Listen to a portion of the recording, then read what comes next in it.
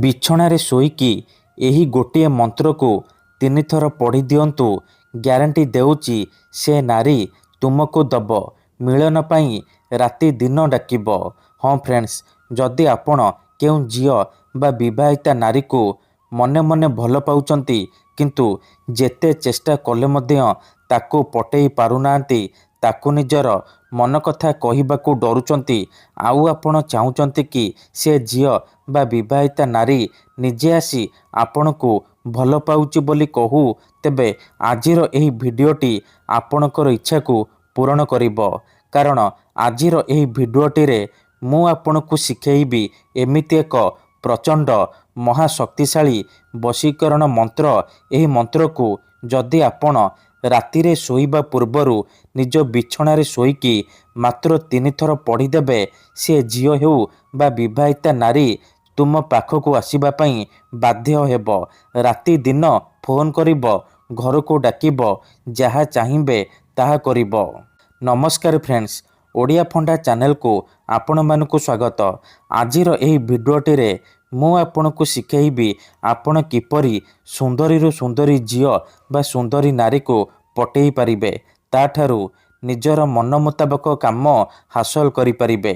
ଏହି ବଶୀକରଣ ଏତେ ଶକ୍ତିଶାଳୀ କି ଯିଏ ବି ଏହାକୁ କରିଛି ସଫଳ ହେଇଛି, ନିଜ ପସନ୍ଦର ଝିଅ ବା ନାରୀକୁ ପଟେଇ ପାରିଛି। ତେଣୁ ଆପଣ ବି ମାତ୍ର ଗୋଟିଏ ଥର ଏହି ବଶୀକରଣ କରିଦିଅନ୍ତୁ, ତାପରେ ଦେଖିବେ ଚମତ୍କାର। ଯେଉଁ ଝିଅ ପଟୁନଥିଲା ସେ ଝିଅ ପାଗଳି ପରି ଆପଣଙ୍କୁ ଭଲ ପାଇବ। ଯେଉଁ ବିବାହିତା ନାରୀକୁ ଆପଣ ଦିନରାତି ଭାବୁଛନ୍ତି, ସିଏ ହାତ ଧରିକି ଘରକୁ ଡାକିବ, ଯାହା ଚାହିଁବେ ତାହା କରିବ, କୌଣସି ପ୍ରକାର ବାଧା ଦେବ ନାହିଁ। ଏହି ବଶୀକରଣ ସାହାଯ୍ୟରେ ଆପଣ ଶାଶୁ, ନଣନ୍ଦ, ଦିଅର, ଭାଉଜ କାହାକୁ ବି ନିଜ ବଶରେ କରିପାରିବେ, ତାକୁ ପଟେଇ ପାରିବେ, ତାଠାରୁ ନିଜର ମନ ଚାହୁଁଥିବା କାମ ହାସଲ କରିପାରିବେ। ଏଥିପାଇଁ ଆପଣଙ୍କୁ କୌଣସି ପ୍ରକାର ପଇସା ଖର୍ଚ୍ଚ କରିବାକୁ ପଡ଼ିବନି କିମ୍ବା କିଛି ବି ତନ୍ତ୍ର ମନ୍ତ୍ର କରିବାକୁ ପଡ଼ିବନି। କେବଳ ଯେତେବେଳେ ଆପଣ ରାତିରେ ଶୋଇବା ପାଇଁ ଯିବେ, ନିଜ ବିଛଣାରେ ଶୋଇକି ଏହି ମନ୍ତ୍ରକୁ 3 ଥର ପଢ଼ିଦେବେ, ତାପରେ ଦେଖିବେ ଚମତ୍କାର। ଏପଟେ ଆପଣ ମନ୍ତ୍ରକୁ ପଢ଼ିବା ମାତ୍ରେ ସେ ଝିଅ ହେଉ ବା ବିବାହିତା ନାରୀ ବିଚଳିତ ହୋଇ ଉଠିବ, ଆପଣଙ୍କ ଆଡ଼କୁ ଆକର୍ଷିତ ହେବାକୁ ଲାଗିବ। ଯେପର୍ଯ୍ୟନ୍ତ ଆପଣଙ୍କ ପାଖକୁ ଆସିନି, ଆପଣଙ୍କ ସହିତ ସମ୍ପର୍କ ରଖିନି, ସେ ଖାଲି ଛଟପଟ ହେବ। ତେବେ ଏହି ବଶୀକରଣ କରିବା ସବୁଠାରୁ ସହଜ। ଏହାକୁ କେହି ବି ଅତି ସହଜରେ କରିପାରିବେ। ତେଣୁ ମନରେ କୌଣସି ଖରାପ ଉଦ୍ଦେଶ୍ୟ କିମ୍ବା କୌଣସି ଖରାପ କାମ ପାଇଁ ଆପଣ ଏହି ବଶୀକରଣକୁ ପ୍ରୟୋଗ କରିବେନି। ଠିକ୍ ଅଛି, ଯଦି ଆପଣ ସତରେ ସେ ଝିଅ ବା ନାରୀକୁ ଭଲ ପାଉଛନ୍ତି, ତାକୁ ବିବାହ କରିବାକୁ ଚାହୁଁଛନ୍ତି, ତେବେ ହିଁ ଆପଣ ଏହି ବଶୀକରଣକୁ ପ୍ରୟୋଗ କରିବେ। ଅନ୍ୟଥା ମନରେ କୌଣସି ଖରାପ ଉଦ୍ଦେଶ୍ୟ କିମ୍ବା କୌଣସି ଖରାପ କାମ ପାଇଁ ଆପଣ ଏହି ବଶୀକରଣକୁ ପ୍ରୟୋଗ କରିବେନି। କାହିଁକି ନା ମାତ୍ର ଥରେ, ହଁ ଫ୍ରେଣ୍ଡସ୍, ମାତ୍ର ଥରେ ଯେଉଁ ଝିଅ ବା ବିବାହିତା ନାରୀ ଉପରେ ଏହି ମନ୍ତ୍ରକୁ ପଢ଼ିଦେବେ ବା ପାଠ କରିଦେବେ, ସିଏ ସେହି ସମୟଠାରୁ ଆପଣଙ୍କ ଆଡ଼କୁ ଆକର୍ଷିତ ହେବାକୁ ଲାଗିବ, ଆପଣଙ୍କୁ ଭଲ ପାଇବାକୁ ଲାଗିବ। ଆପଣଙ୍କ ପ୍ରେମରେ ଏମିତି ଦିୱାନୀ ହେଇଯିବ କି ଆପଣଙ୍କୁ ଛାଡ଼ି ରହିପାରିବନି। ତେବେ ଏହି ବଶୀକରଣ ଆପଣ କିପରି କରିବେ, କେମିତି କରିବେ, ମୁଁ ଆପଣଙ୍କୁ ଶିଖେଇବି। ସମ୍ପୂର୍ଣ୍ଣ ପ୍ରୟୋଗ ବିଧି ଠିକ୍ ଭାବରେ ଶିଖେଇବି।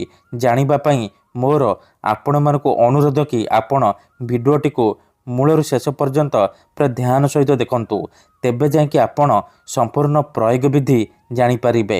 ଅଧାରୁ ଛାଡ଼ିକି ପଳେଇଲେ କିମ୍ବା କାଟି କାଟି ଦେଖିଲେ ଆପଣ କିଛି ବି ବୁଝିପାରିବେନି। ପରେ କମେଣ୍ଟ କରିବେ, ଗୁରୁଜୀ ଆପଣଙ୍କର ବଶୀକରଣ କାମ କରୁନି। ଦେଖନ୍ତୁ, ବଶୀକରଣ କରିବା ପୂର୍ବରୁ ପ୍ରୟୋଗ ବିଧିକୁ ଠିକ୍ ଭାବରେ ଶିଖନ୍ତୁ, ତାପରେ ଆପଣ ଏହି ବଶୀକରଣ କରିବା ପାଇଁ ଯିବେ। ଦେଖନ୍ତୁ, ମନ୍ତ୍ର, ତନ୍ତ୍ର, ଯନ୍ତ୍ର, ବଶୀକରଣ ଇଏ ଏମିତି ସେମିତି କାମ କରେନି। ମନରେ ସମ୍ପୂର୍ଣ୍ଣ ବିଶ୍ୱାସ, ନିଷ୍ଠା ଆଉ ଏକାଗ୍ରତାର ସହିତ ଆପଣଙ୍କୁ ଏହି ବଶୀକରଣ କରିବାକୁ ପଡ଼ିବ।